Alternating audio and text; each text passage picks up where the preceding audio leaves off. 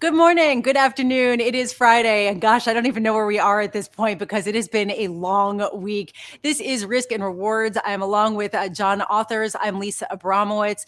And I gotta say, the main theme of the week is pretty clear to both of us, John. And I think it really is this sort of synchronized move for global central banks to start moving away from pandemic era policies, which seems like a big shift. And yet markets are not sure what to make of it. That's my sense.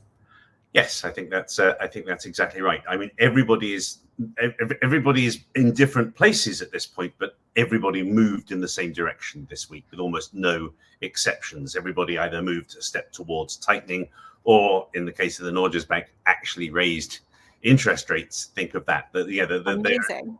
Yes, there is a point, even with Delta still plainly not in the past tense, at terms of the economic situation in the developed world. It's plainly time to get on with moving from the pandemic monetary policy. Now that leads to lots of questions, so I'm sure we'll chat about for another 15 minutes about how you do that and how far you need to move. But plainly it's time to start the shift away from the extreme monetary policy that was appropriate last March.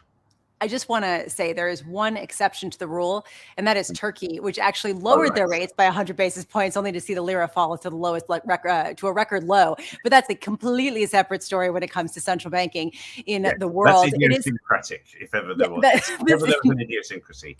I would agree with that, even though it has been made a drinking game with Tom Keene. I will say, though, that there is this big question that we're starting to see yields climb up in a synchronized fashion, and you're seeing this.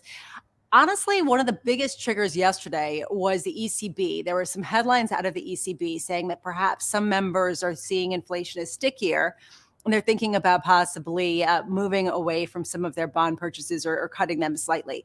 You have the Bank of England that's actually potentially poised to move before the Federal Reserve, which would be sort of a novelty. You have the Bank of Canada that could potentially hike. You have, of course, the Norwegian Bank, which raised rates, which is amazing, and then they're going to maybe raise them again. And all of these things, one by one, it felt like dominoes, and they kind of came together, and all of a sudden we're seeing yields start to climb materially at the highest levels in the United Kingdom going back to 2019. And my question is this the extent of the taper tantrum, which is very much not a tantrum, or is it just the beginning of a reassessment of the entire landscape in a post-pandemic era? Okay, I have the same question, and I, like you, don't know the answer. We will know the answer in a few months' time. My best guess is that to the extent that we think of tantrums with the model of 2013, the way the Fed handled the communication, obviously the Fed matters more than the other central banks, but everyone is in that slipstream. The way the Fed handled it this time was so different from 2013 that in hindsight it shouldn't be that surprising that the tantrum response was totally different. It looked for a couple of months the beginning of the year as though we were getting an incipient repeat of 2013, and plainly we didn't. Now, what that means is that at that point, everything was about the communication, and once the tapering started, yields actually began to come off a bit at the end of 2013 into 2014.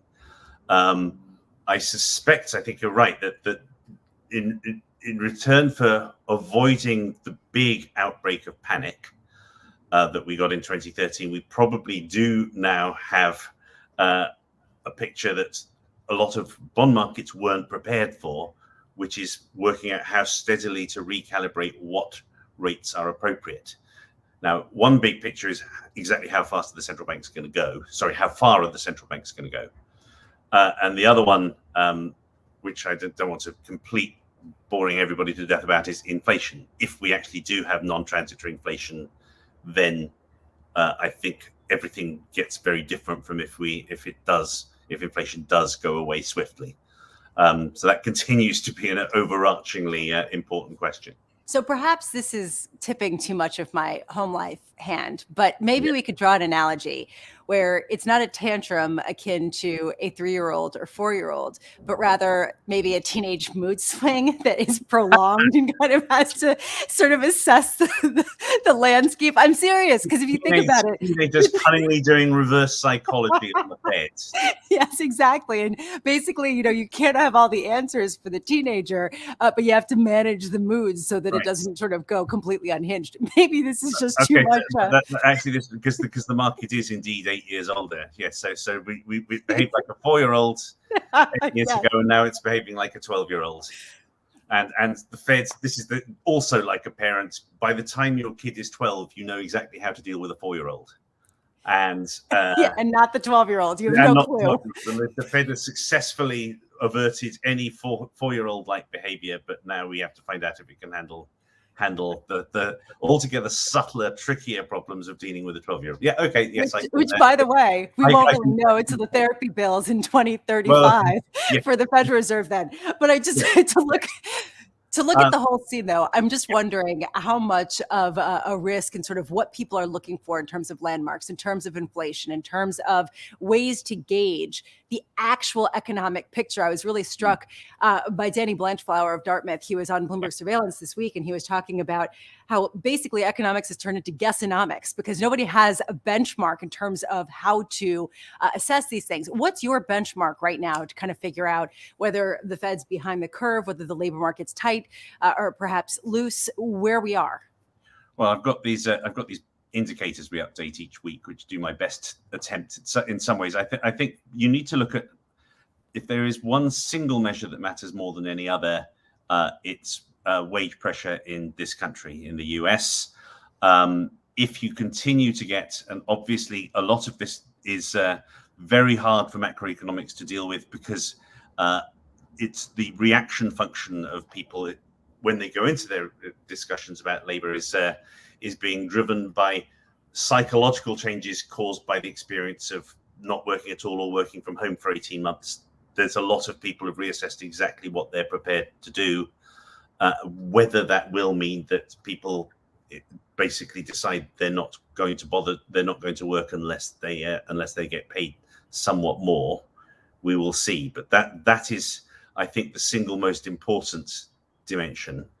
It seemed to me that the Fed in particular is very, very gently beginning to wonder if it's got this wrong. There was much more emphasis. Well, they're human beings, and they like. I mean, Danny Blanchflower. I doubt anybody is going to appoint Danny Blanchflower to the board of the FOMC in the current political climate. But most of them will feel, he's an intellectually honest guy, and so, in my opinion, the people on the Fed, very few of them really will feel they know what's going on. You only need to look at the intellectual odyssey Larry Summers has been on over the last few years. Whatever you think about him, he's intellectually honest and he's changing his mind. And it looks to me from the whole way things were presented on Wednesday, I thought was hawkish, and it was interesting how the initial reaction was very much. I think John Ferry mentioned this as well back at the time, but you saw a very swift flattening of the longer term yield curves. I believe the Fed is going to tighten too much now, with the result that the whole economy is just going to be that much more comatose, that much slower for longer. That there is a belief that we're going to see yet another hawkish mistake. And again, if you look at the dot plots, which gets we all know the problems of the dot plots. But, like, they're irritating. Yeah, I can just see it coming out of your mouth. They are. Come on. You get these little spots in front of your eyes. But they are predicting inflation that's. They're not predicting that AIT is going to work. They say they will, where it will be significantly above 2% for a while before it settles down to average. They think it gets down to 2.1% and then fits into a long-term average in 2 years, and then fits into a long-term average at 2. They're not sort of trying to use that crude mechanism to say, look, we really are working on letting this economy run hot. They also have no way of actually gauging it, and they haven't been particularly correct over the past predictions of inflation. But carry on. Well, no, that's true. We're all in a situation of more than usual uncertainty about the future because it's so difficult to weigh the effects of the pandemic. But in terms of things we've got to hang on to, you can at least try to hang on to some grasp of the Fed's reaction function and thinking that they may be now more likely to err in a hawkish than a dovish direction. And if you look at, I guess, an initial response of flattening the longer term yield curves, this is not going to, they're not going to handle this well, they're going to overdo it, followed by an upward reaction in bond yields across the world does seem to signal not well, the combination of the two is not just that they're going to tighten more than we thought they were, but that they are going to overdo it, that we're back yet again to thinking there's going to be a hawkish mistake. Yeah, and we will see how it plays out. But before we get too far into the weeds, and honestly, I feel like I could talk about what's going on in the bond markets all day, all life, in fact. But I do want to just get a sense of what your take is on Evergrande, because I know you did dig in, you did spend the time to get into the weeds. And it has just continued to unfold where it is unclear. It actually seems like they have not made the dollar bond payment that was due this week. And now there is this question of how China allows the company to fail. And what's your sense in terms of what's been priced in and what the actual danger is? Well, what's been priced in, first of all, certainly isn't Lehman. And I'd like to apologize because I was one of several people who drew comparisons with Lehman and came to the conclusion that, no, this isn't going to be a Lehman. And I think that might have led to people overdoing the calm this week because, not being as bad as Lehman is still not exactly a positive recommendation. It's possible for things to be really bad and still not be quite as bad as Lehman. And so to some extent, and I'm as guilty as many others, that everybody started by just asking themselves, is this the moment? There are enough obvious similarities to the subprime crisis that it's a reasonable question. Everybody answered, no, it's not going to collapse completely like that did. And then you had this return to calm on the markets. I think at the moment, what you see priced in plainly, if you look at the actual yields on Evergrande and other real estate, there is going to be some kind of a fairly drastic haircut. And if you look at the degree of, strong-armed by the government, arguably not so unlike the way Bill McDonough banged heads together for the New York Fed back in the day with long-term capital management. And that will end up with a situation that, it's an unpleasant situation that does not spread beyond Chinese real estate. It doesn't have contagion effects beyond. I'm pretty certain that's what the Chinese authorities want to engineer. Authorities do make mistakes.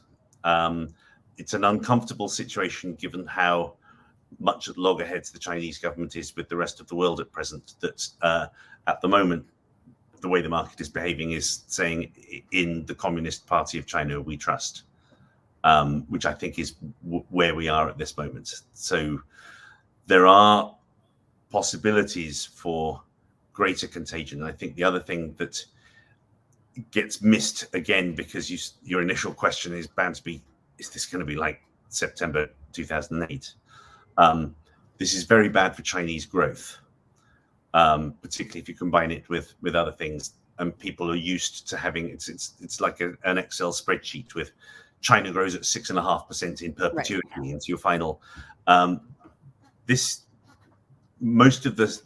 sensible workout that avoids a serious crisis also involves a significant slowing in the pace of Chinese growth, and I'm not sure that is something that needs to be adjusted for steadily.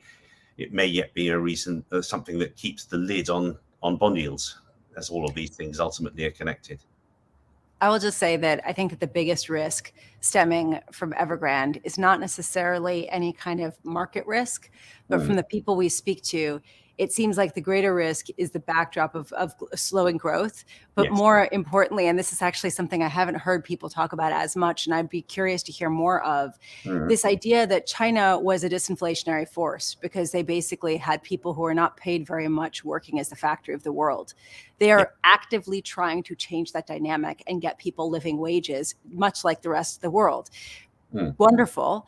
What does this mean in terms of input prices? I mean, yes, now we're talking supply chain delays and disruptions, but what if we're talking about it's going to be more expensive to produce stuff, right? So that reverses some of the disinflationary trend that really helped keep a lid on bond yields in the 30, 40 years of globalization. And I do wonder how much that's going to factor into this next episode in a way that perhaps is not fully appreciated or gamed out.